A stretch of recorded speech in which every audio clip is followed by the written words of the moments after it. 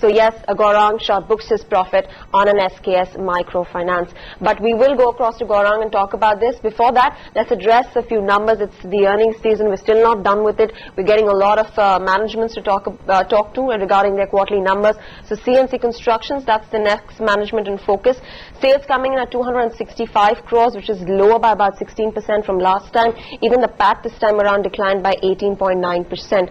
We've got the management, Gurjeet Singh Johar, the chairman of C&C Constructions, who's joining us right now to talk about the numbers. Mr. Johar, thanks very much for joining in. The quarter gone by, was it a disappointment? Yeah, there is definitely a slowdown, and the execution process on some of our projects has been less than scheduled. However, these are very, very temporary phenomena, and we hope to cover up in the next 2 quarters. Even the dip in the operating profit margins, Mr. Johar, will you see a further downside and a further squeeze on the margins, or you probably expect to bounce back up and start seeing a margin expansion in the next few quarters? See, the margin expansion dip is primarily on account of the division of work between overseas and Indian operations.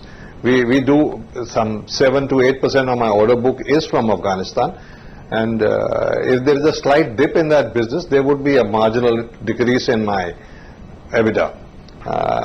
There is no basic change in the pricing that would call for a reduction in the EBITDA. Right. Mr. Johar, just with respect to, you mentioned your order book, if you could just give us an indication at what it currently stands at, and have there been any new projects which have come in from Afghanistan as well, or perhaps Bihar, because those are the 2 main places where you do see garnering of orders? During the last 2 quarters, my current order book at first is at about 4,000 crores, and during the last 2 quarters, I've got 3 BOT projects from Bihar. I have 1 project in the Isolux venture from Bihar, and I have 2 PGCL projects in Bihar. And these total up to about 1,400 crores. Right. Mr. Johar, aside of those, these factors that we just spoke about, the interest costs have, gone up quite significantly for you in Q3 of FY11. Is this going to be a permanent feature over the next few quarters, and how is this going to be dealt with on the books? See, the interest going up is primarily a function of the working capital requirements for these projects going up. And some of my projects, particularly the BOT ones, where we are still to get the date on which billing can commence. However, we have started operations so that we can gain on time in completing these projects on time. And as soon as the dates finalized, that's subject to the land being handed over, we should be able to build this, and the working capital would come down.